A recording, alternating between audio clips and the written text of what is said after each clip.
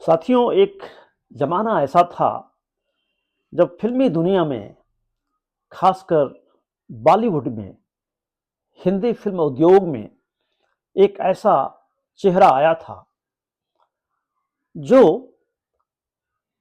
आगे चलकर angry young man कहलाया। फ़िल्मी दुनिया पर उसकी एक बड़ी मजबूत पकड़ और धमक थी। नाम था अमिताभ बच्चन, जो आज भी उसी ऊर्जा से लबरेज हैं। साहित्य की दुनिया में देखें तो उसमें भी एक एंग्री यंग मैन पैदा हुआ, जो प्रयाग की धरती से, प्रयाग के साहित्य संगम से निकलकर मध्य प्रदेश के एक छोटे से शहर जबलपुर में रचा बसा और वहां से पूरी दुनिया की साहित्यिक विचारधारा में एक हलचल पैदा कर दी। एक ऐसी पत्रिका निकाली जो छोटी पत्रिका कहलाती थी, लघु पत्रिका कहलाती थी। नाम था पहल और उसके संपादक का नाम था ज्ञान रंजन। ज्ञान रंजन प्रख्यात कहानीकार के नाम से जाने जाते हैं हिंदी साहित्य की दुनिया में। कहते हैं कि चंद्रधर शर्मा गुलेरी 3 कहानियां लिखकर हिंदी कथा जगत में अमर हो गए थे। ज्ञान रंजन की दशा भी कुछ वैसी ही है। कहानी 3 नहीं है, 25 है, लेकिन 78 आते आते 1978 आते आते उन्होंने कहानी लिखना बंद कर दिया था और पहल के संपादक के रूप में बहुत सक्रिय हो गए थे। पहल का जब 100वां अंक निकला तो तमाम कारणों में एक कारण आर्थिक भी था, जिसके कारण उन्हें पहल बंद करनी पड़ी। लेकिन आगे चलकर तमाम आत्मियों के आग्रह से उन्हें फिर से पहल का संपादन करना पड़ा, प्रकाशन करना पड़ा और 125वां अंक जब निकला तब पहल ने विराम लिया। उसी ज्ञान रंजन का अभी 7 जनवरी को निधन हो गया जबलपुर में। लेकिन जबलपुर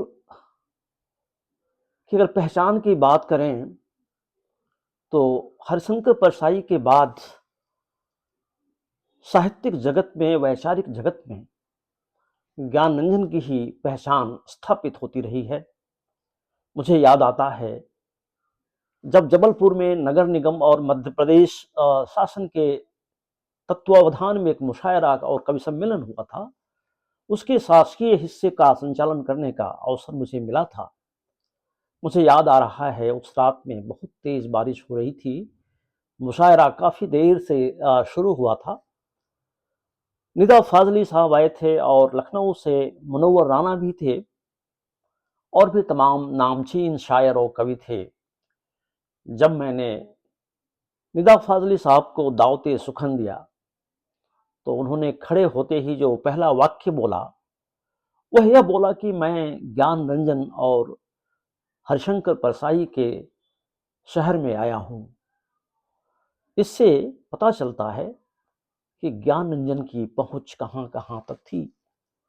संयोग से ज्ञान रंजन जिस प्रगतिशील विचारधारा के हिंदी साहित्यकार थे, कथाकार थे, एक्टिविस्ट थे, निदा फाजली भी उर्दू अदब में उसी विचारधारा के शायर थे। आज पिछले 3 दिनों से जबलपुर में ही नहीं, यहाँ लखनऊ में भी और देश के कोने कोने में तमाम अखबारों में ज्ञान रंजन सुर्खियां बने हैं। लखनऊ में अभी कल एक स्मृति सभा का आयोजन किया गया था जिसमें मैं भी उपस्थित था। उसमें ज्ञान रंजन को युवा तुर्क भी कहा गया। एंग्री यंग मैन तो थे ही, वो अपने आक्रोश को छुपाते नहीं थे, बड़े बेबाक थे, बड़े ईमानदार थे, और उन्हें उन बातों से कतई जरा भी गुरेज नहीं था कि कोई उनसे नाराज हो जाएगा। ढेर सारे सम्मान मिले। पहल पत्रिका के माध्यम से तमाम उदीयमान रचनाकारों को उन्होंने तराशा। वे उन बुजुर्गों की तरह नहीं थे जो ज्ञान के प्रसार और प्रचार में कंजूसी बरतते हैं। उन्होंने तमाम बच्चों को प्रेरणा दी, लेखक बनने की प्रेरणा दी, लिखने की प्रेरणा दी, प्रगतिशील विचारों पर अपनी बात अभिव्यक्त करने की आज़ादी दी। 1975 में जब आपातकाल देश पर लगा तो उस समय ज्ञानरंजन भी उस शिकंजे के शिकार हुए, लेकिन वे डिगे नहीं, उनकी पत्रिका बंद नहीं हुई। ढेर सारे सम्मान उनको देश भर से मिले। विश्व के कई विश्वविद्यालयों में ज्ञानरंजन की कहानियाँ पढ़ाई जाती हैं, सिलेबस में है। जर्मनी के एक विश्वविद्यालय ने तो उनके पूरे जो पहल के अंक हैं 125 उसको डिजिटाइज किया है। इस महादेश की वैज्ञानिक पत्रिका कहा करते थे पहल को, जबलपुर का साहित्यिक जगत सन्नाटे से भरा है। मुझे नहीं लगता कि उसकी कोई भरपाई होगी। मैं ज्ञानरंजन जी को life with Laxmikant YouTube channel के माध्यम से भी हार्दिक श्रद्धांजलि अर्पित करता हूँ और आशा करता हूँ कि उन्होंने जो प्रेरणा मुझे भी दी है उसके सहारे, उस मशाल को लेकर साहित्य जगत में मैं भी कुछ सार्थक लिख सकूं, बोल सकूं, सोच सकूं। इन्हीं शब्दों के साथ एक बार पुनः ज्ञानरंजन जी को बहुत बहुत श्रद्धांजलि। धन्यवाद।